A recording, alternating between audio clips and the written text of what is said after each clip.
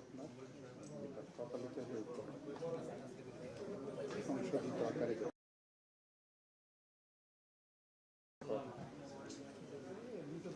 চলে আসছে। ঠিক আছে, শুরু করে দেন। বিসমিল্লাহির রহমানির রহিম। প্রিয় সাংবাদিক বন্ধুগণ, আমি 15 মিনিট পরে এসেছি, সেই জন্য দুঃখ প্রকাশ করছি। 3টার হওয়ার কথা আজকে প্রেস ব্রিফিং। আমাদের আজকের প্রেস ব্রিফিংটা মূলত আইনমন্ত্রী সাহেবই ব্রিফ করবেন আপনাদের। আমি প্রাইমারিলি কিছু ভূমিকা কথা আপনাদেরকে বলি, তারপরে উনি আপনাদেরকে ডিটেইলটা জানাবেন। আপনারা সবাই জানেন যে গত 12ই মার্চ অনেক প্রতীক্ষিত প্রত্যাশিত আমাদের এই জাতীয় সংসদের ত্রয়োদশ জাতীয় সংসদের প্রথম অধিবেশনের প্রথম দিন প্রথম বৈঠক শুরু হয়। তারপরে 15 তারিখ একদিন আমরা সংসদ করতে পারি।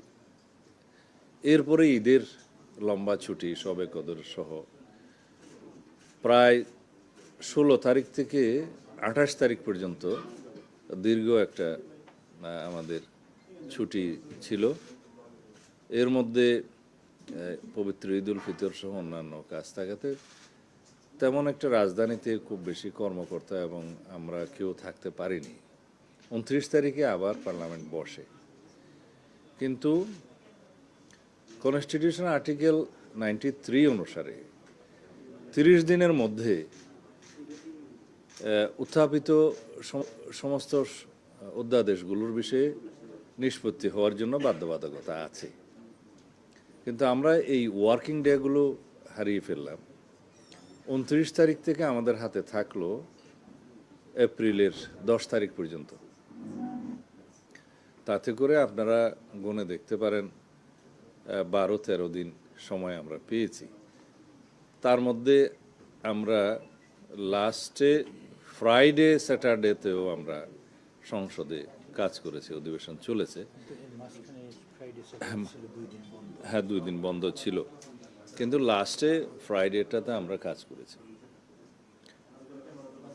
এই অল্প কদিনের মধ্যে এতগুলো অধ্যাদেশ নিষ্পত্তি করা, তার সাথে আইন মন্ত্রণালয়ের ড্রাফটিং উইং, জাতীয় সংসদের সমস্ত উইংগুলো এবং বিজি প্রেস, সংস্থাপন মন্ত্রণালয় সহ যারা সংশ্লিষ্ট ছিল এটা ড্রাফটিংয়ের কাজে, মুদ্রণের কাজে এবং টেবিলে এটা উপস্থাপন সহ যাবতীয় সংসদের কাজগুলোতে সমস্ত কর্মকর্তা কর্মচারীগণ দিনরাত পরিশ্রম করেছে।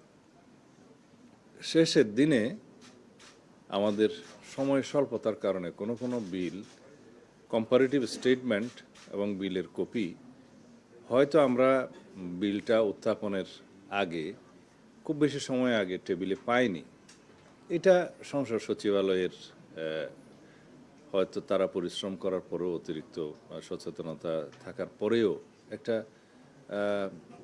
বলে যে হিউম্যানলি এটা পসিবল হয়ে ওঠেনি। এই বিষয়ে দৃষ্টি আকর্ষণ করা হয়েছে মাননীয় স্পিকারের এবং বিরোধী দলের পক্ষ থেকেও বলা হয়েছে। কিন্তু মাননীয় স্পিকারের একটা এখতিয়ার আছে রুলস অফ প্রসিডিওর অনুসারে, তিনি সময় কন্ডোন করতে পারেন। যখন সংশ্লিষ্ট মন্ত্রী অথবা তার বিকল্প বিলগুলো সংসদে উত্থাপন করার জন্য আগে অনুমতি প্রার্থনা করেন, তিনি আহ্বান জানালে স্পিকার সাহেব, যে মুহূর্তে তিনি অনুমতি মঞ্জুর করবেন উত্থাপন করার জন্য, তখন ধরে নেওয়া হয় তিনি সময় কন্ডোন করেছেন, মার্জনা করেছেন। সেই হিসাবে মাননীয় বিরোধী দলীয় নেতা এবং অন্যান্য কয়েকজন বিরোধী দলীয় সদস্য আপত্তি তুললেও সেইটার জবাব মাননীয় স্পিকার যথাযথভাবে দিয়েছেন। এটা একটা। আমরা আজকে এখানে কয়েকটি বিষয়ে আপনাদের মনোযোগ আকর্ষণ করব। এক হচ্ছে, বেশ কয়েকবার জাতীয় সংসদের অধিবেশন থেকে অবশ্যই বিধি মোতাবেক বিরোধী দলীয় মাননীয় নেতা এবং অন্যান্য সদস্যগণ তারা ওয়াক আউট করেছেন বিভিন্ন ইস্যুতে। এটা পার্লামেন্টারি কালচার অনুসারে তারা করতেই পারেন বিধি মোতাবেক। কিন্তু যে সমস্ত ইস্যুতে তারা ওয়াক আউট করেছেন ওখানে কিছু কিছু তথ্য সঠিক ছিল না, ওনারা সঠিকভাবে উপস্থাপন করেনি। হয়তো তারা সরকারি দলের উপরে বিভিন্ন বিষয়ে দোষ চাপিয়েছেন বলা যায়। সেই বিষয়গুলো আমরা তাৎক্ষণিকভাবে যতটুকু অ্যাড্রেস করা দরকার পার্লামেন্টে সেইটুকুন আমরা অ্যাড্রেস করেছি। কিন্তু ওনারা যখন বাইরে এসে প্রেসের সাথে কথা বলেছেন, তার মধ্যে অনেকগুলো বিষয়ে কথা বলেছেন যেগুলোর বিষয়ে আমাদের এখন বাইরে সেটার আমাদের জবাব দেওয়া প্রয়োজন। তা না হলে আমরা অনেকটা আপনাদের কাছে, মিডিয়ার কাছে, জাতির কাছে আমরা হয়তো আমাদের বিষয়টা পরিষ্কারভাবে তুলে ধরতে পারবো না। সেই জন্য আজকের এই প্রেস ব্রিফিং। এই অর্ডিন্যান্সগুলোর বিষয়ে আমাদের মাননীয় আইনমন্ত্রী কথা বলবেন। আমরা 133টি অর্ডিন্যান্স আর্টিকেল 93 অনুসারে পার্লামেন্টের প্রথম বৈঠকে আমরা প্রথমে এগুলো উপস্থাপন করেছি, যেটা সাংবিধানিক বাধ্যবাধকতা উপস্থাপন করার। তার মধ্যে 4টা বিষয় থাকে। হয় 30 দিনের মধ্যে এগুলো অনুমোদন করতে হবে, অথবা অননুমোদন করতে হবে, অথবা এগুলো বিল আকারে অথবা সংশোধিত আকারে আমাদেরকে সেটা পার্লামেন্টে তুলে স্ব মন্ত্রণালয়ের যে সমস্ত অর্ডিন্যান্সগুলো জারি করা হয়েছিল সেগুলো আইনে পরিণত করতে হবে। তা আমরা একটা বিশেষ কমিটি জাতীয় সংসদের প্রথম দিকে যেটা করে দিয়েছিলেন মাননীয় স্পিকার, এই সংসদীয় বিশেষ কমিটির প্রস্তাবনার মধ্যেই থাকে তার অ্যাক্টিভিটিস কী হবে, কার্যক্রম কী হবে। তাতেই বলা হয়েছে যেহেতু এখন মন্ত্রণালয় সম্পর্কিত কমিটিগুলো, স্থায়ী কমিটিগুলো এখনও গঠন করা সম্ভব হয়নি, সেই জন্য এই বিশেষ কমিটি অধ্যাদেশগুলো পর্যালোচনা করে সংসদে রিপোর্ট পেশ করবেন। সেটা সংক্ষিপ্ত সময়ের মধ্যে 3টা লং সেশনে আমরা বসে বিশেষ কমিটিতে এপ্রিলের 2 তারিখে সেটা বিশেষ রিপোর্ট সংসদে, সেই কমিটির আহ্বায়ক আমাদের মাননীয় সংসদ সদস্য অ্যাডভোকেট জয়নাল আবদীন সাহেব প্লেস করেছেন। তার মধ্যে কয়েকটা ভাগে এটা প্লেস করা হয়েছে। তার মধ্যে 98টি অর্ডিন্যান্সের ব্যাপারে প্রথম ভাগে বলা হয়েছে এটা অ্যাজ ইট ইজ আমরা সংসদে যেভাবে আছে সর্বসম্মতিক্রমে পাশ হবে। এরপরে 16টা অধ্যাদেশের বিষয়ে বলা হয়েছে যে এটা আমরা যাচাই বাছাই করে পরে বিল আকারে সংসদে উত্থাপন করা হবে। তারপরে একটা তালিকা আছে, সেই তালিকার মধ্যে যেগুলো আমরা হেফাজত এবং রহিতকরণ করব সেই তালিকাটা আছে। আরেকটা আছে সংশোধিত আকারে, সেটার সংখ্যা সম্ভবত 15টা। এখন সেই বিষয়গুলো আমরা কিভাবে উত্থাপন করলাম, মাননীয় বিরোধী দলীয় নেতা পরে যখন ওয়াকআউট করেন তখন তিনি বললেন যে 91টা বিল এখানে উপস্থাপন করা হয়েছে, 16টা যাচাই বাছাই করে পরে উত্থাপন করা বলে বলা হয়েছে, বাকিগুলো গেল কোথায়? আইনমন্ত্রী সাহেব ফ্লোরে জবাব দিয়েছেন যে 91টার মধ্যেই কিন্তু বাকি 17টা অন্তর্ভুক্ত। কারণ কোনো অধ্যাদেশ জারি হওয়ার 15-20 দিন, 1 মাস 2 মাস পরে দ্বিতীয় সংশোধনী আনা হয়েছে, কোথাও তৃতীয় সংশোধনীও আনা হয়েছে। মূলত অধ্যাদেশ একটা। তো যখন বিল আকার উত্থাপন করা হয় জাতীয় সংসদে, সব অধ্যাদেশগুলোকে এক করে একটা বিল আকারেই উত্থাপন করা হয়েছে। এইটা আমার মনে হয় মাননীয় বিরোধী দলীয় নেতা হয়তো খেয়াল করেননি। সেই কারণে তিনি মনে করেছেন 91টা না হয় প্লেস হলো, 16টা প্লেস হবে না, বাকিগুলো গেল কোথায়? বাকিগুলো এই 91টার মধ্যেই অন্তর্ভুক্ত। তিনি হয়তো এটা খেয়াল করতে পারেন। ডিটেলটা আইনমন্ত্রী সাহেব বলবেন। আর যে সমস্ত বিলগুলো নিয়ে পার্লামেন্টে এই বিশেষ রিপোর্টের মধ্যে মাননীয় বিরোধী দলীয় সদস্যগণ নোট অফ ডিসেন্ট দিয়েছিলেন, এই বিশেষ কমিটির রিপোর্টে হুবহু সেই সমস্ত নোট অফ ডিসেন্টগুলো উল্লেখ করা হয়েছে যেভাবে তারা দিয়েছেন। এবং নোট অফ ডিসেন্টওয়ালা অধ্যাদেশগুলো যেগুলো সংসদে উত্থাপিত হয়নি বা সংশোধিত আকার হয়েছে অথবা রহিত এবং হেফাজতকরণের জন্য উত্থাপিত হয়েছে, এই সব বিষয়ে নজিরবিহীনভাবে মাননীয় স্পিকার 2 মিনিটের জায়গায় কোথাও 10 মিনিট 15 মিনিট করে কয়েকজন সদস্য, বিরোধী দলীয় সদস্যদেরকে কথা বলার সুযোগ দিয়েছেন। তারা দীর্ঘ লিখিত বক্তব্য পাঠ করেছে, আপনারা দেখেছেন। এবং এটাও কিন্তু নজিরবিহীন। তো যে সমস্ত বিষয়ে এগ্রিড হয়েছিলাম সেগুলোর ব্যাপারে আলাদা আপত্তি উত্থাপন করতে পারে যখন বিল উত্থাপিত হবে, অথবা বিল উত্থাপন করার জন্য অনুমতি প্রার্থনা করবে। এই স্টেজটাকে বলা হয় পার্লামেন্টের প্র্যাকটিসে, কেউ আপত্তি দিলে অনেক সদস্য সংখ্যা থাকলেও একজনকে এর উপরে কথা বলতে দেয়া হয়। দুই একটা বিলের ক্ষেত্রে আমি দেখেছি মাননীয় স্পিকার কয়েকজনকেও চান্স দিয়েছেন, সুযোগ দিয়েছেন। 2 মিনিটের জায়গায় যেটা আগের ট্রেডিশন 10 মিনিট 15 মিনিট করে দিয়েছেন, এবং সমস্ত বক্তব্যগুলো দেখা গেছে তারা বাইরে থেকে রেডি করে নিয়ে গেছে, which is good, I appreciate it, ready হয়ে যাওয়া ভালো। কিন্তু এটা রচনা আকারে তারা পাঠ করেছেন বিবৃতিগুলো। এরপরেও আমরা কোনো কারণ দেখিনি শেষের দিনে ওয়াকআউট করার। সেটা যেটা হয়েছে জুলাই স্মৃতি জাদুঘর, সেটা হ্যাঁ রিপোর্টের মধ্যে অ্যাজ ইট ইজ পাস করার জন্য সবাই এগ্রিড হয়েছিল, কিন্তু মন্ত্রণালয় যখন বিলটা আনে অ্যাজ ইট ইজ আকারেই আনছে। কিন্তু কোনো বেসরকারি সদস্য যখন কোনো সংশোধনী আনে এবং সেটা যদি রিজনেবল মনে হয় সংসদের কাছে বা সরকারি দলের কাছে, মেজরিটি পার্টির কাছে, তখন সেটা সংসদের বিবেচনায় নেওয়া যায় এবং সেই সংশোধনীটা ভোটাভুটির মধ্যে গৃহীত হয়। হ্যাঁ, এখানে তারা আপত্তি দিয়েছেন, তারা কিন্তু কোনো সংশোধনী এনে তারপর আপত্তিটা দিতে পারতেন, তারপরেও তাদেরকে কথা বলার সুযোগ দেওয়া হয়েছে। বিষয়টা হচ্ছে জুলাই স্মৃতি জাদুঘরের নিয়ন্ত্রণ মন্ত্রণালয়ে থাকবে না কোনো মন্ত্রণালয়ের বাইরে বেসরকারি লোক থাকবে। কিউরেটর কে হবে সেটার বিষয়ে বলা নেই, যদিও তিনি এখন বেসরকারি বাইরের মন্ত্রণালয়ের বাইরের একজন বিশিষ্ট ব্যক্তি। কিন্তু সেই আইনে অবসর গ্রহণের বিষয়টা বা পদত্যাগের বিষয়টা যেভাবে বলা হয়েছে, সেই ব্যক্তি স্বেচ্ছায় পদত্যাগ না করলে রোজ কিয়ামত পর্যন্ত তাকে সরানোর কোনো সুযোগ ওই আইনে রাখা হয় নাই। সেই জন্য বলা হয়েছে আইদার তিনি সরকারের কাছে পদত্যাগ করবেন, অথবা কোনো কারণে যদি সরকার রিজনেবলি মনে করে যে তাকে অপসারণ করা দরকার, সেই সুযোগটা সরকারের কাছে আছে। তখন এই বিষয়ে কথা আমরা আরও বলতে পারতাম। আমরা লিডার অফ দি হাউসের অনুমতি নিয়ে এবং আইনমন্ত্রী সাহেব যথাযথভাবে ফ্লোরে বলেছেন যে আমরা এরপরেও এটা আরও সংশোধিত আকারে বিল আনতে পারি পরের সেশনে, তার আগে আমরা আলাপ আলোচনা করব, আপনাদের বক্তব্য শুনব, এবং এটা আমরা প্রতিশ্রুতি দিচ্ছি যে এই বিষয়ে আমরা সবাই মিলে আলোচনা করে একটা নতুন বিল আবার আনতে পারি। সেটা তো একটা উত্তম প্রস্তাব। তা এখন সেই বিষয়গুলো রিজনেবলি তারা বিবেচনা না করে এবং ওখানে আবার নির্বাচনের কিছু ইস্যু তুলে এবং অন্যান্য অপ্রাসঙ্গিক কিছু বক্তব্য তুলে তারা যে কয়েকবার ওয়াকআউট করেছেন, সেই বিষয়গুলো আমার মনে হয় যে যৌক্তিক হয়নি। আর কিছু কিছু বিষয়ে কোনো কোনো অধ্যাদেশের বিষয়ে তাদের বক্তব্য ছিল, তা আমরা বলেছি এগুলো আমরা যাচাই বাছাই করে, যেমন গুম অধ্যাদেশ, মানবাধিকার কমিশন অধ্যাদেশ, আর আরেকটা কি বিষয় ছিল আইসিটিটা আসে নাই, আমরা বলেছি প্রসঙ্গক্রমে সুপ্রিম কোর্ট সচিবালয় এবং সুপ্রিম কোর্টের বিচারক নিয়োগ আইন, এগুলো স্টেক হোল্ডারদের সাথে আমরা ব্যাপক আলাপ আলোচনা করব, করে এটাকে আরও এনরিচ করে আমরা পরবর্তী সেশনে নিয়ে আসতে চাই এবং সবাইকে ইনক্লুড করে স্টেক হোল্ডারদের সাথে আলাপ আলোচনা করে তারপরে এই আইনগুলো যদি আরও সমৃদ্ধ করা হয়, সেটা তো জাতির জন্যই ভালো হবে। আর এমন না যে ওখানে এমন এই অধ্যাদেশগুলো অ্যাজ ইট ইজ পাশ করে দিলে যে এখনই এগুলো শুদ্ধ আইন হচ্ছে, তা নয়। কারণ আমরা যদি এররগুলো রেখে এই আইনগুলো রেখে দিই, তাহলে গুম কমিশনের যে এখতিয়ারটা দেওয়া হয়েছে, তাতে করে যারা গুমের শিকার তারাই অবিচারের শিকার হবেন।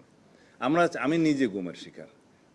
আমরা চাচ্ছি এই গুম কমিশনটা এমনভাবে আমরা করি যাতে তার ফাংশনটাও ঠিক থাকবে এবং গুমের শিকার যারা হবেন তারাও যেন এমন একটা আদালতে ন্যায় বিচার পায় যেটার এখতিয়ার, বর্তমান আইসিটি কোর্ট কিন্তু হাইকোর্ট ডিভিশনের এখতিয়ার সম্পন্ন একটা আদালত। এখন তারাও ওই আইনে যেটা সাজেস্ট করছে সেটা জয়েন্ট জাজ, অ্যাডিশনাল ডিস্ট্রিক্ট জাজ। আর তারও একটা বিষয় আছে, তদন্তের বিষয় আছে, মানবাধিকার কমিশন তদন্ত করবে। এখন আইসিটি কোর্টের যে প্রসিকিউশন টিম এবং তদন্ত সংস্থা, এইটার মানটা অনেক উঁচু এবং তার লজিস্টিক সাপোর্ট সবসহ অনেক বেশি। যদি আমরা মানবাধিকার কমিশনের কাছে একটা তদন্তের জন্য দিই বা গুম কমিশনের কাছে একটা তদন্ত দিই, তো এইটা কিন্তু মাল্টিপ্লিসিটি অফ ইনভেস্টিগেশন এজেন্সিস হবে, বিভিন্ন রকমের রিপোর্ট আসবে, আসামিরা বেনিফিট হবে, সময় ক্ষেপণ হবে। এগুলো আমরা মাথায় রেখেই আমরা এই আইনগুলো করছি। কিন্তু ইন্টারিম গভর্নমেন্টের সময় আমি তাদেরকে দোষ দেব না। কেউ কেউ নিজেদের প্রোভাইড করার জন্য তাড়াহুড়ো করে এই মানবাধিকার কমিশন এবং গুম অধ্যাদেশ এগুলো করে ফেলেছে। আমরা দোষ দিতে চাই না। 10 বছর একটা গভর্নমেন্টের বয়স, হয়তো তাড়াহুড়োর মধ্যে এগুলো ওনারা করতে চেয়েছেন, সেই জন্য কিছু কিছু ভুলভ্রান্তি থাকতেই পারে। তা এখন তো একটা রেগুলার গভর্নমেন্ট, পলিটিক্যাল গভর্নমেন্ট, এখন অনেক সময় আছে আমরা আলাপ আলোচনা করে এই গুম অধ্যাদেশগুলো, মানে গুম কমিশনগুলো, মানবাধিকার কমিশন এবং আইসিডি অ্যাক্ট, এগুলো সিমিলারিটিস রেখে আমরা যাতে গুমের শিকার যদি কেউ হন বা অতীতে যারা হয়েছে তাদের জন্য যদি ন্যায় বিচার এবং সর্বোচ্চ ন্যায় বিচার নিশ্চিত করতে পারি, তাহলে সেটাই কি ভালো না? এবং সেই জন্য আমাদের একটু সময় দরকার। এখন এই বিষয়গুলো মাথায় রেখে আমরা কথা বলেছি, কিন্তু বিরোধী দলের সদস্যরা এই জিনিসগুলোকে রাজনীতিকীকরণ করেছেন, আমরা যেটা করতে চাই না। আমার মনে হয় আমি যথেষ্ট বলেছি। এবার আইনমন্ত্রী সাহেব, আপনি যা কিছু বলতেছেন ইন ডিটেল তথ্যসহ বলতে পারেন, এরপর আপনারা কোয়েশ্চেন করলে আমরা কথা বলবো। ধন্যবাদ। ইতিমধ্যে মাননীয় স্বরাষ্ট্রমন্ত্রী আপনাদের সামনে আসলে ডিটেলস বলে ফেলেছেন। আমার বলার মতো খুব বেশি নাই, সব আছে। শুধু কয়েকটা জায়গা বলি। 133টা অধ্যাদেশ, 133টা অধ্যাদেশের মধ্যে আমরা যেটা আপনাদের সামনে বলতে চাচ্ছি, 97টা অধ্যাদেশ হুবহু যেভাবে অধ্যাদেশ ছিল সেইভাবে পাশ হয়েছে। 13টি অধ্যাদেশকে আমরা সংশোধিত আকারে পাশ করেছি, ছোটোখাটো সংশোধন এখানে এনে। 7টি অধ্যাদেশকে আমরা রহিতকরণে হেফাজত করে পাশ করেছি, আর 16টি অধ্যাদেশকে আমরা উপস্থাপন করি নাই। এটা হলো 133টা অধ্যাদেশের স্ট্যাটাস। তার মধ্যে 97, 13 এবং 7 এই 110টি অধ্যাদেশকেই বিল আকারে উপস্থাপন করতে হয়েছে, এবং 91টি বিলের মাধ্যমে এই 110টি আইন সংসদে উপস্থাপিত হয়েছে, এবং সংসদে এই 91টি বিল পাশ করা হয়েছে। অন্যান্য বিলের ব্যাপারে আমরা যেটা বলেছি, অধিকতর যাচাই বাছাই করা প্রয়োজন। আমরা যে কয়েকটি 7টি অধ্যাদেশে রহিতকরণ হেফাজত বিল করা হয়েছে, তার মধ্যে আপনাদের উদাহরণ হিসেবে বলি, যেমন মানবাধিকার কমিশন আইন, সুপ্রিম কোর্টের বিচারক নিয়োগ আইন এবং সুপ্রিম কোর্ট সচিবালয় আইন। এই 3টা আইনেরই আমরা একটা আইন যখন বিল আকারে দেই, তখন একটা প্রিএম্বল থাকে আইনের, এই আইনটা কেন আমরা দিচ্ছি, সেখানে একটা কারণ সম্বলিত বিবৃতি দিতে হয়, সেটা কেন দিচ্ছি। এই বিলগুলোর মধ্যে ক্লিয়ারলি আমরা বলেছি, যেমন জাতীয় মানবাধিকার কমিশন অধ্যাদেশের বিলে বলেছি, যেহেতু জাতীয় মানবাধিকার কমিশন অধ্যাদেশ 2025-এর বিষয়ে সংশ্লিষ্ট স্টেক হোল্ডারদের সহিত অধিকতর পরামর্শ যাচাই বাছাই করা প্রয়োজন। আমরা সুপ্রিম কোর্টের বিচারক নিয়োগ অধ্যাদেশেও বলেছি, যেহেতু সুপ্রিম কোর্টের বিচারক নিয়োগ অধ্যাদেশ 2025-এর বিধানাবলী অধিকতর যাচাই বাছাই করা প্রয়োজন। এবং সুপ্রিম কোর্ট সচিবালয়ের বিষয়েও বলেছি, যেহেতু সুপ্রিম কোর্ট সচিবালয় প্রতিষ্ঠার প্রয়োজনীয়তা বিষয়ে সংশ্লিষ্টদের সহিত অধিকতর পরামর্শ ও যাচাই বাছাই করা প্রয়োজন। আমাদের এখানে কোনো অ্যাম্বিগুইটি রাখি নাই, কোনো অস্বচ্ছতা নাই। আমাদের সংসদের কাছে আইনের মাধ্যমে যখন বিলটা উপস্থাপন করছি, it becomes and it is past, এটা আইনে পরিণত হয়ে যাচ্ছে। রহিতকরণ বিল হলেও এটা কিন্তু আইনে পরিণত হয়ে যাচ্ছে। ওই আইনের অংশই হলো যেটা অধিকতর যাচাই বাছাই করার জন্য আমরা কমিটমেন্ট দিয়েছি পার্লামেন্টের মাধ্যমে গোটা জাতিকে। যারা বলছেন আমরা এটা করি না, এটা বাদ দিয়েছি, এটা তারা বিভ্রান্তি ছড়াচ্ছেন। কারণ আইনের মধ্যে সুনির্দিষ্টভাবে, এই কারণে আমি পার্লামেন্ট উত্তর দিতে যে বলেছিলাম, মাননীয় বিরোধী দলের সংসদ সদস্য সব পড়েছেন, শুধু অতটুকু পড়েননি যতটুকুতে সরকারের স্বচ্ছতা এবং জবাবদিহিতা দেওয়া আছে। আইনের প্রিএম্বলে জেনারেলি বলা থাকে না যে উপস্থাপনা এবং প্রস্তাবনা এবং সংবলিত জায়গায় আমরা দিয়েছি। এটা হলো আমাদের স্বচ্ছতার জায়গা। ইতিমধ্যে আমাদের মাননীয় স্বরাষ্ট্রমন্ত্রী বলেছেন, গুম কমিশন নিয়ে যে কথাটা উঠেছে, আপনি গুমের ডেফিনেশন অন্তর্ভুক্ত করলেন আইসিটি একটা আইন পাশ করে, সেইটার থেকে সেখানে ওয়াইড স্প্রেড অ্যান্ড সিস্টেমেটিক গুমকে বলা হচ্ছে। এই আইনের মধ্যে, গুম কমিশন আইনের মধ্যে এটাকে আরবার ডিফারেন্সিয়েট করলেন না। তারপরে যে কি করলেন, গুম কমিশন একটা ডিফাইন করলেন, ডিফাইন করে বললেন মানবাধিকার কমিশনই গুম কমিশন। একটা অ্যাম্বিগুইটি থেকে গেল।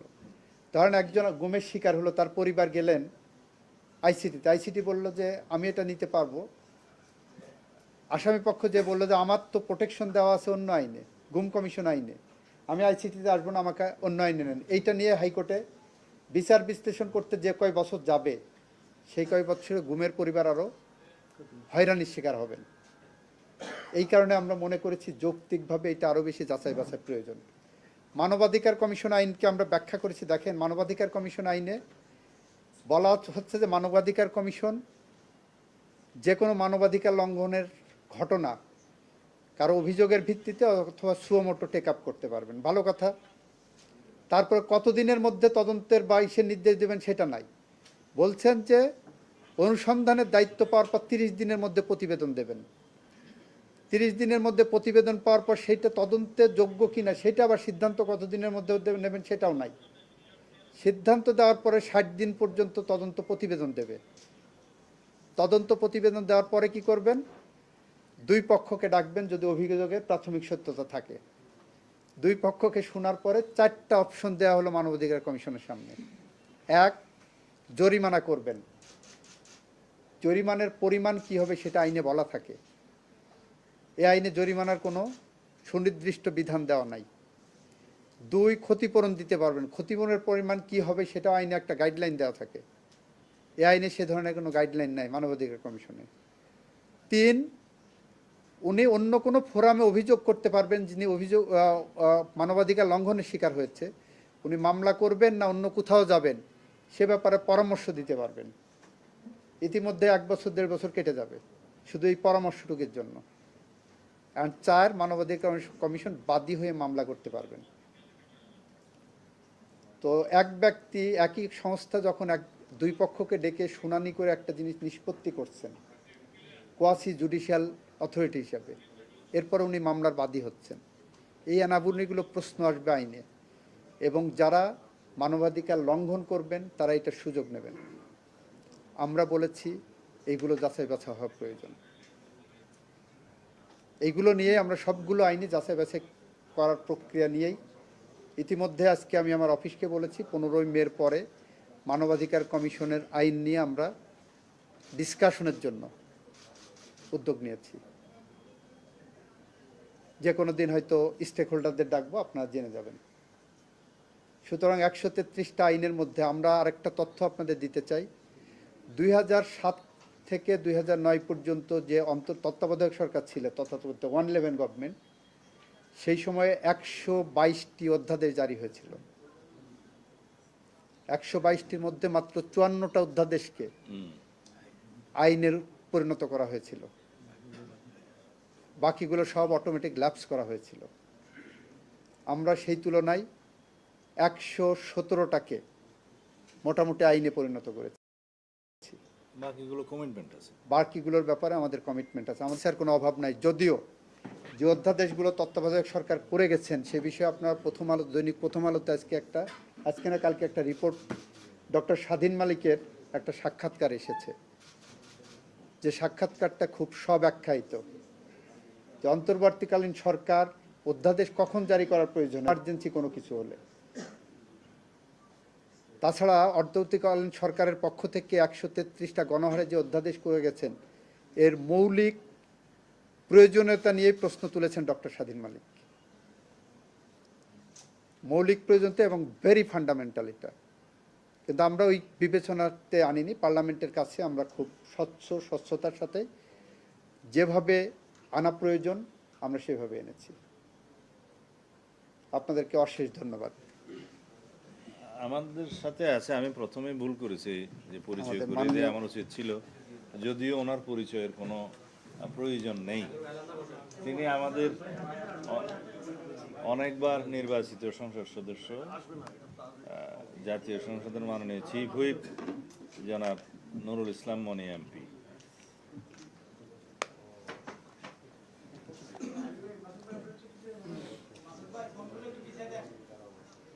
আসসালামু আলাইকুম রহমতুল্লাহি ওয়া বারাকাতুহু।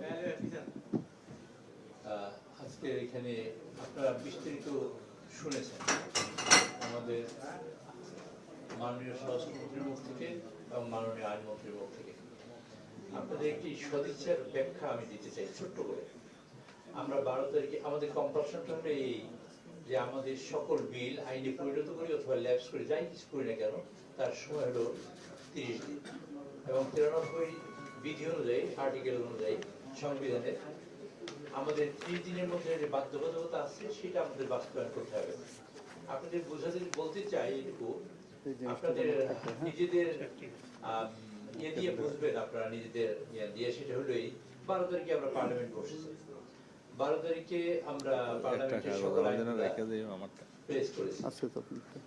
তারপর 13 তারিখ 14 তারিখ এবং মানে বিশ্ব শুক্রবার এবং শনিবার দুদিনে আমরা কোনো কাজ করতে পারি না। 15 তারিখে আবার পার্লামেন্ট বসছে। 16 তারিখে সবে কদার আমরা 16 তারিখ থেকে 29 তারিখ পর্যন্ত পার্লামেন্ট বন্ধ ছিল। তো আমরা পার্লামেন্টের প্রথম 15 দিন মূলত কোনো কাজই করতে পারিনি, কিন্তু প্রথম দিনই আমরা যে কাজটা করেছি সেটা বিশেষ কমিটি তৈরি করেছি, যাতে পার্লামেন্টের এই মানে অধ্যাদেশগুলা বা যাচাই বাছাই করে একটা রিপোর্ট তৈরি করতে পারে। এর মধ্যে এই রিপোর্ট তৈরি করার জন্য বন্ধের মধ্যেও ঈদ সামনে রেখেও আমাদের মাননীয় সংসদ সদস্যবৃন্দ, বিশেষ করে আমাদের স্বরাষ্ট্রমন্ত্রী মহোদয় এবং আইনমন্ত্রী মহোদয় এবং অন্যান্য যারা আছেন, তারা সবাই মিলে এর মধ্যে 3টা মিটিং করেছেন।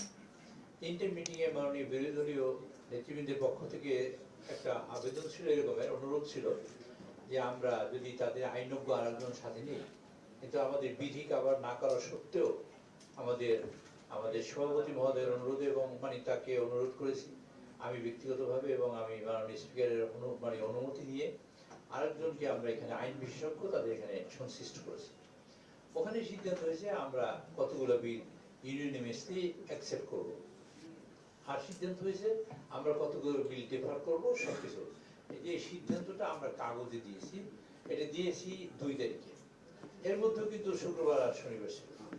আচ্ছা, 2 তারিখের পরে আমরা যখন বিল দিয়েছি 3 তারিখ 4 তারিখ আপনারা দেখবেন শুক্রবার শনিবার, আপনারা খেয়াল করে দেখবেন আমরা মূলত সেশনে বসেছি 5 তারিখ থেকে।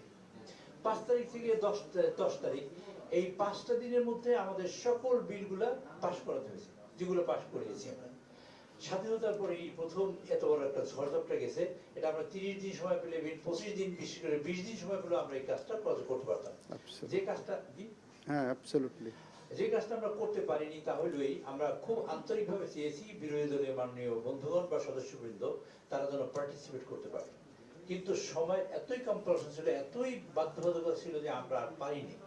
এবং না পারার কারণে আমরা যে কাজটা করেছি সেটা হলো রুলস অফ প্রসিডিউরে যে জিনিস নেই সেই জিনিসও আমরা করেছি তাদের জন্য। এরকমের যে আমরা মাননীয় প্রত্যেকটা বিলের উপরে কেউ যদি নোট অফ ডিসেন্ট দেয় মানে পার্লামেন্টে, অথবা কেউ যদি সংশোধনী দেয়, সেই ক্ষেত্রে তার সকল বক্তব্য 2 মিনিটের মধ্যে বলতে হয়। এটা হলো আমাদের আইন, আপনারা শুনেছেন বহুবার, আপনাদের এই অভিজ্ঞতা আছে। আমাদের মাননীয় স্পিকার কাউকে তারা আলোচনা করার জন্য 10 মিনিট মতো সময় দিয়েছেন, বেশিও দিয়েছেন। আমরা মাননীয় মন্ত্রীও বলেছেন যে ঠিক আছে আরো 5 মিনিট আমার বন্ধুদের সময় বাড়িয়ে যায় বক্তব্য রাখার পরে। এই যে উদারতা আমরা দেখিয়েছি, তার আমরা বলি না যে আপনার এই উদারতার মূল্য দিন, কিন্তু হিউম্যানলি এটা পসিবল কিনা এটা আপনাদের বোঝাতে চাই। এইভাবে কোন বিল আছে 90 পৃষ্ঠা 90 পাতা না, কিন্তু এটা 900 কপি করতে হয়েছে। 117টা 133টা বিলের আমাদের 900 কপি করে করতে হয়েছে। সেটা পার্লামেন্টে আবার এমপিতে দেওয়ার জন্য অর্ডার অফ দ্য ডে তৈরি করতে হয়েছে, সেটা সার্ভ করতে হয়েছে। আমি সিনসিয়ারলি বলি, আপনার বোঝার জন্য বলি যে আমি ওই 5 দিনে আমি 4 রাত্র ঘুমাইনি, আমি নিজে একেবারেই ঘুমাইনি, নির্ঘুম রাত কাটিয়েছি। একদিন ঘুমের ওষুধ খাওয়ার পরেও ঘুমোতে পারিনি। মানে এই বিল করবো, এত বড় বিল স্বাধীনতার পরে আর কখনো হয় না। আমরা ইউনিভার্সিটি কনসেনসাসের ভিত্তিতে আমরা যতগুলো পাস করেছি, বাকিগুলো আলোচনা হওয়ার পরে এই বইতেই রিপোর্ট আসছে 2 তারিখে।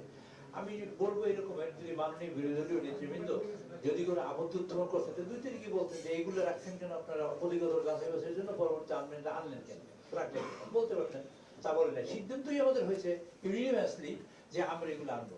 কেন আনবো তার ব্যাখ্যা আমাদের আইনমন্ত্রী মহোদয় দিয়েছেন, এবং সেগুলো আমরা পরবর্তীতে সব নিয়ে আসবো। কারণ আমাদের এই পাশে আজকে স্বরাষ্ট্রমন্ত্রী যিনি বসা, তিনি ঘুমের একটা অন্যতম বড় শিকার, তিনি নিজেই। আচ্ছা, আমরা ধরুন আপনাদের প্রশ্ন করি, গুমের আইনটাকে আমরা খুব হালকা করে দিলাম, আমাদের মাননীয় আইনমন্ত্রী সেটাকে গ্রহণ করবেন? আমরা আইনমন্ত্রী ক্ষতি হোক এরকম কিছু চাইবো? ধরেন আরেকজনের ক্ষতি আমরা চাইলাম, ওনার তো চাইবো।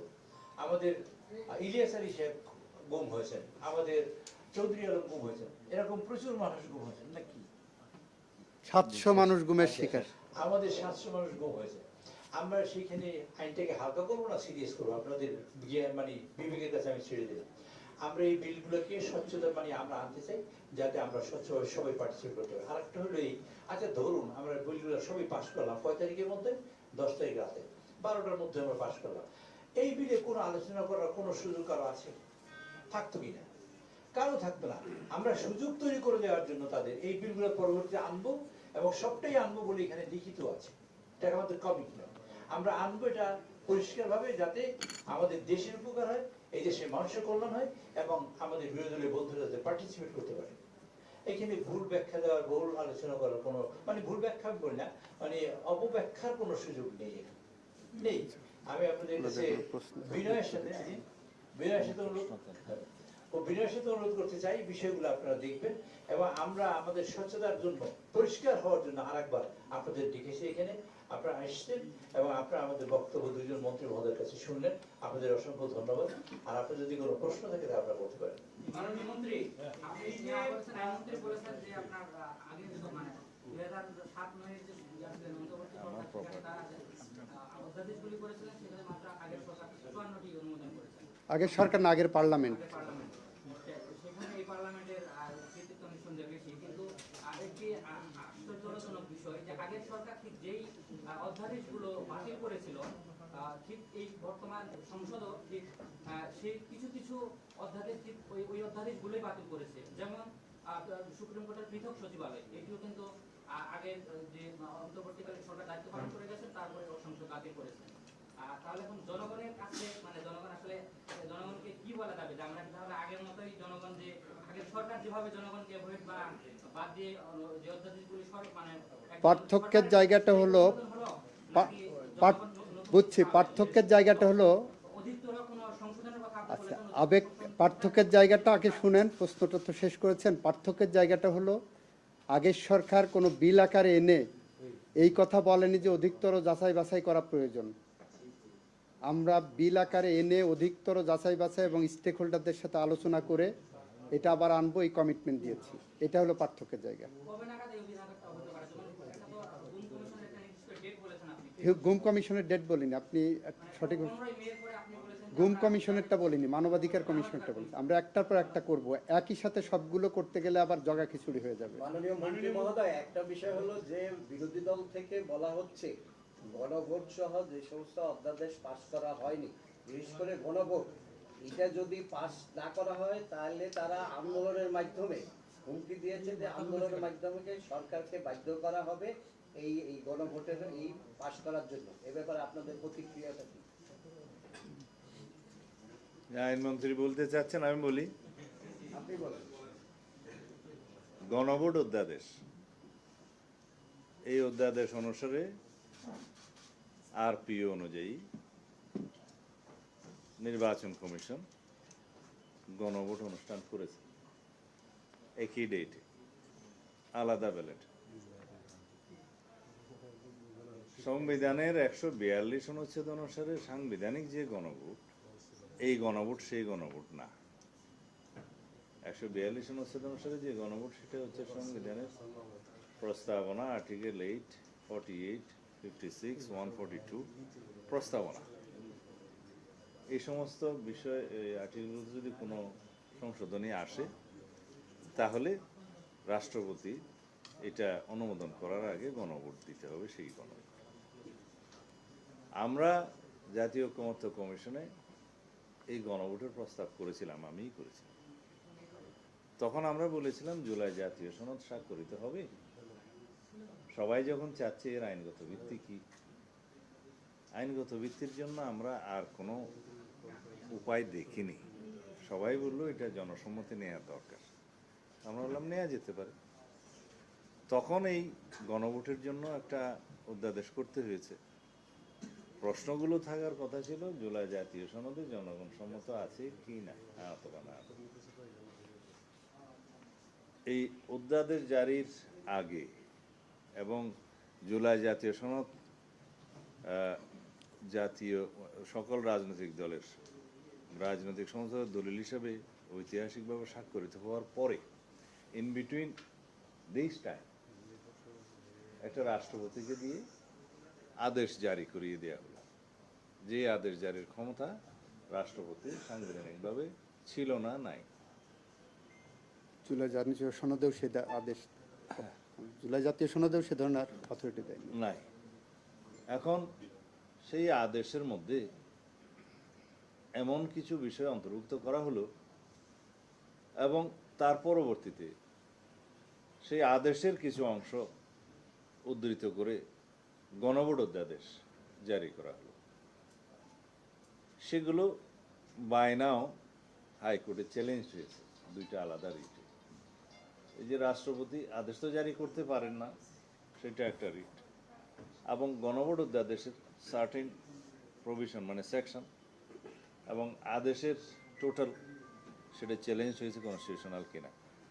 আপনাদের কাছে বলি, অধ্যাদেশের মাধ্যমেও আর্টিকেল 93 অনুসারে রাষ্ট্রপতি এমন কোনো বিধান করতে পারেন না যে বিধানের মাধ্যমে সংবিধানের কোনো ধারা পরিবর্তন হয়ে যায়, টাচ করে। তো সেটা আদেশেও হয়েছে, জাতীয় সনদের বাইরে জুলাই জাতীয় সনদ সংবিধান সংস্কার বাস্তবায়ন আদেশ 2025 নামে যেটা হয়েছে, ওর মধ্যেও সেটা হয়েছে ভায়োলেশন। এবং গণভোট অধ্যাদেশের যে প্রশ্নের মধ্যে এবং আদেশের মধ্যে যে জাতি কি যেন সংস্কার পরিষদের নামে যে সমস্ত বডি ফরমেশনের কথা, শপথ নেওয়ানোর কথা, 180 দিনের ভিতরে সংবিধান সংশোধন হয়ে যাওয়ার কথা ইত্যাদি অনেকগুলো দিয়ে একটা নিউ কনস্টিটিউশনাল অর্ডার জারি করার মতো হয়েছে। তো সেই জন্য এই আইন অধ্যাদেশ এবং আদেশটা যেখানে হাইকোর্টে চ্যালেঞ্জ হয়েছে, সেটাও পরে হাইকোর্ট কি বলে দেখি। কিন্তু আমার রাজনৈতিক বক্তব্যটা আমি বলি এখন, এই কথা শেষ হয় না।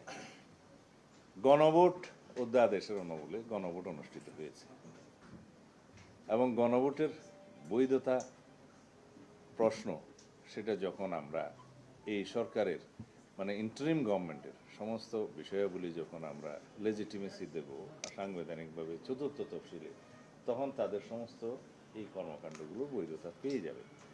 আর আইন হিসাবে বিল আকারে এটা কেন অনুমোদিত হয়নি, এই তো আপনাদের কথা। এটা তো ফ্যাক্টাম ব্যালট, এটা ঘটনাক্রমে সিদ্ধ। অধ্যাদেশ জারি হয়েছে, গণভোট অধ্যাদেশ, গণভোট অনুষ্ঠিত হয়েছে এবং সেটার বৈধতা আছে। এটার বিষয়ে নতুন করে আইন করে এটা নিয়ে আগামীতে তো এর উপরে কোনো গণভোট হবে না।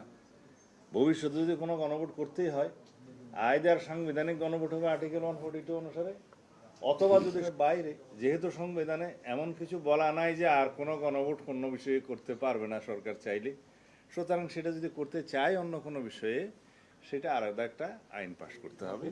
সেই হিসাবে তখন একটা নতুন গণভোট যদি প্রয়োজন হয় হতে পারে। সুতরাং এইটা হুমকি দেওয়ার কোনো বিষয় নাই, এটার বৈধতা তো আছে, অবৈধতা বলছি না। এবং ওভারঅল সংবিধানের চতুর্থ তফসিলে যখন বিগত গভর্নমেন্টের সকল কর্মকাণ্ডকে কিছু একটা বাদে আর কি, দুই একটা বাদে বৈধতা দেয়া হবে, তখন সেটা লেজিটিমেট হয়ে যাবে। Everything covered by the 4th schedule হয়ে যাবে তখন। ধন্যবাদ। আমার একটি প্রশ্ন ছিল, সেটি হচ্ছে যে সংসদ সচিবালয় যেটা সুপ্রিম কোর্ট যে সচিবালয়, এটা যখন আইনটা পাস হয়, যখন এটা অন্তর্বর্তী সরকার তখন আমি যতটুকু জানি আপনি অ্যাটর্নি জেনারেল ছিলেন। এখন আপনারা বলছেন যে এটা আরো যাচাই বাছাই করার জন্য আপনারা আবার স্টেক হোল্ডারের সাথে বসে মিটিংগুলো করবেন। আমরা জানি অন্তর্বর্তী সরকার প্রায় 6 মাস বিভিন্ন বৈঠক করতে করতে রাষ্ট্রের অনেক টাকা বলা যায় অপচয় করেছে। তো ওই সময় যখন আপনি অ্যাটর্নি জেনারেল ছিলেন, এটা কি ওই তৎকালীন ওরা কি আপনাদের সাথে কোনো আলোচনা করে নাই? অ্যাটর্নি জেনারেল আইন প্রক্রিয়ার সাথে, আইন প্রণয়নের সাথে সম্পৃক্ত থাকে না। এই আইনটা নিয়ে যখন আমার সাথে কথা লাস্টের দিকে উত্থাপন করেছিল, আমি বলেছিলাম যে এই ধরনের আইন এই মুহূর্তে আরও বেশি ইনডেপথ স্টাডি না করে করাটা সমীচীন হবে না। যদিও ওনারা আমার কাছে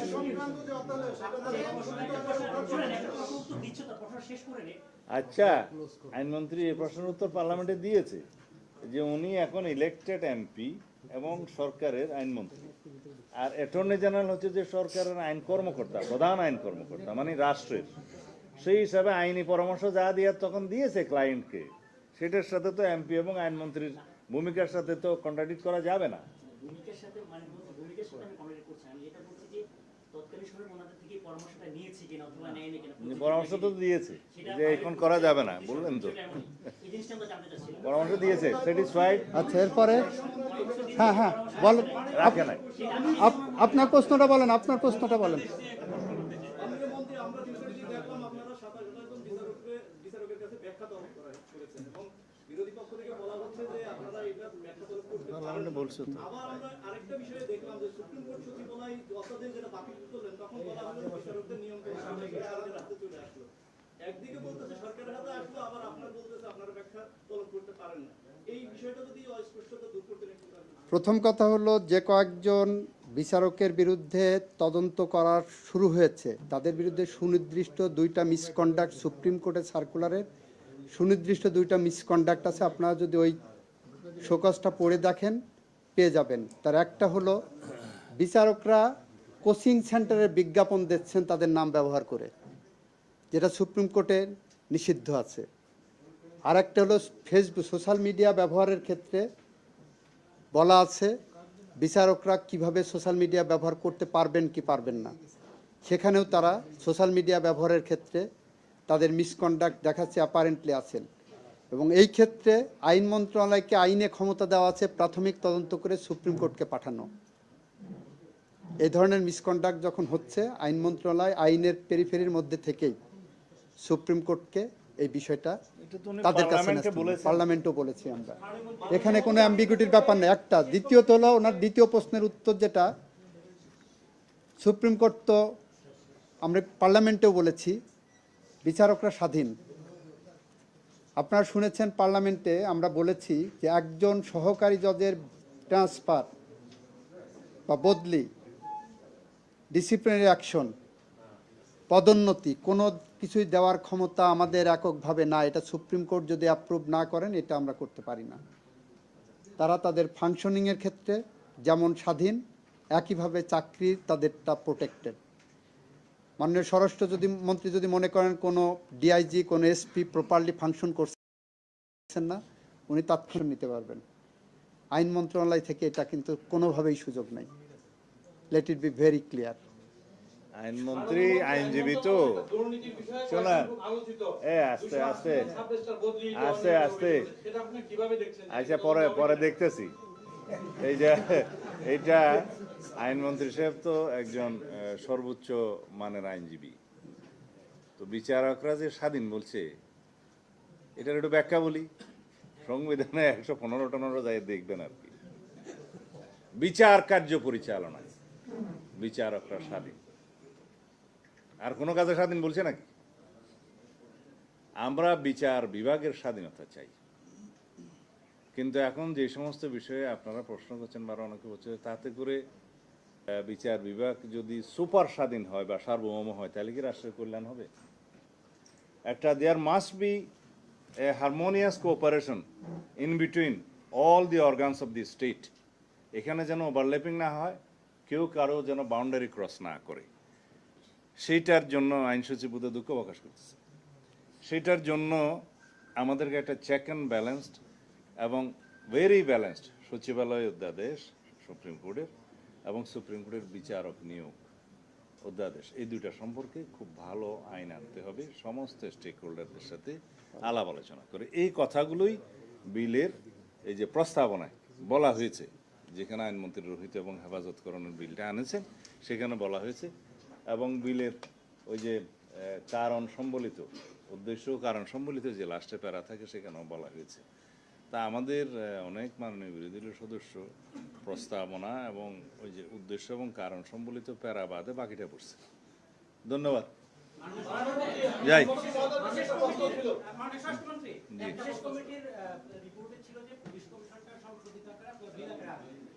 হ্যাঁ হ্যাঁ হ্যাঁ, আমরা কেন জবাব তো দিয়েছি যে আমরা সংশোধিত আকারে যাচাই বাছাই করে আমরা আনবো, এটাই তো কেন উত্তর। না কথা ছিল যে বিল আকারে এই ইয়াতেই আনা হবে 15টার মধ্যে কোথায় বলা হয়েছে? বিশেষ কমিটির প্রতিবেদন তো আমার সামনে আছে, এটা আপনি কোথায় পেলেন? হতে আছে হ্যাঁ, এখানে বলা হয়েছে এই যে, হতে সম্ভবত এটা আছে হ্যাঁ কি বলেছে? অ্যামেন্ডমেন্ট করে এই অধিবেশনে তোলার কথা ছিল কিন্তু সেটা কত নম্বর? আমার সামনে ডকুমেন্টটা নাই কিন্তু আপনি যদি আমার কাছে আছে, নম্বর আছে, দেখতেছি। এটা আছে, এটা হচ্ছে সংশোধিত আকারে সংসদে বিল, সংসদ উত্থাপনের সুপারিশকৃত 15টি অধ্যাদেশের বিল। সংশোধিত আকারে আমরা কেন আনি না? এই তো, এটা আমরা কি এনেছি? রহিত এবং হেফাজতকরণ, তাও আনি নাই, যেহেতু এটা একটা টাপন হয় নাই। এই বিলের মাধ্যমে কোনো একটি পয়সাও খরচ হয় নাই, একটা পদও নিয়োগ করা হয় নাই, সুতরাং এটা হেফাজতের দরকার নাই, এটা রহিত হয়ে গেছে। তা আমরা পরের সেশনে এটা আনবো, এটাতে এই সেশনেই আনবো, এরকম কোনো বাধ্যবাধকতা নাই। এখানে বলা আছে সংশোধিত আকারে, সংশোধিত আকারে সংসদে, খেয়াল করেন, সংশোধিত আকারে সংসদে বিল উত্থাপনের জন্য সুপারিশকৃত 15টি অধ্যাদেশের তালিকা। সংসদ কি শেষ হয়ে গেছে? কথা ছিল যে এটা সংসদে উঠবে তো।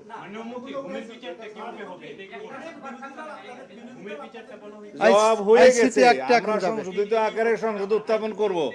সংসদের মেয়াদ আছে তো, অধিবেশন তো আরো হবে। হ্যাঁ, কি ওইটা আমরা যাচাই বাছাই করছি, ওইটাই যাচাই বাছাই করছি। ওই এত আনসার দেওয়ার পরে গুমের বিষয়ে, মানবাধিকার বিষয়ে, একটা মিনিট কি আপনার প্রশ্নটা কি বলেন? সবাই একসাথে বসে। আজকে আমরা একটা পত্রিকায় লিড নিউজ দেখলাম, সেখানে বলা হয়েছে যে একজন আইনজীবী মাজদার হোসেন তিনি 120 কোটি টাকা মক্কেলের কাছ থেকে হাতিয়ে নিয়েছেন। 100 কোটি টাকা। আর 5 কোটি কম বলছে।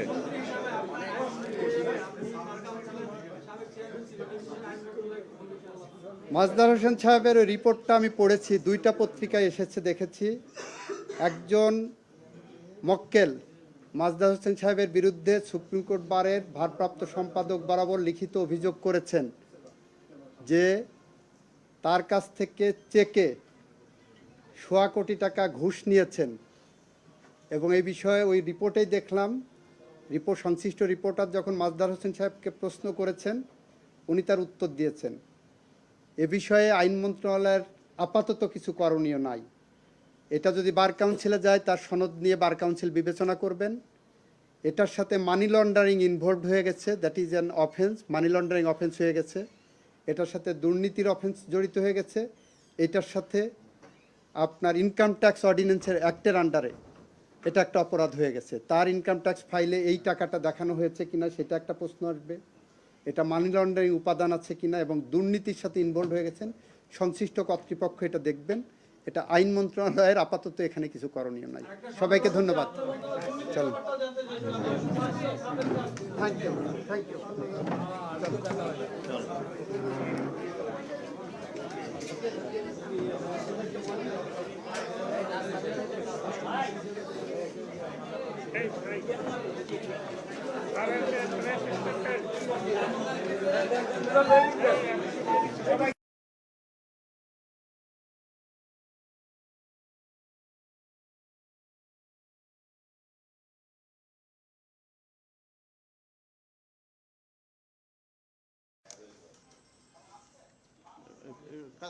ভাই একটু হেলানে বসেন।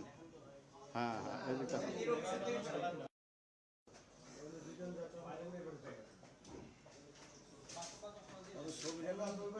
নিরো এদিকে এসে বলো।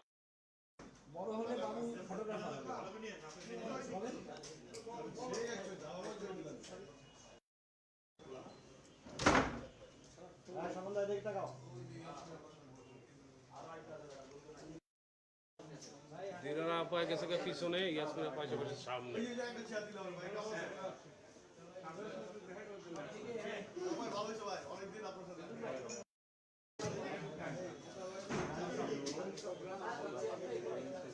হাতে নেই কারণ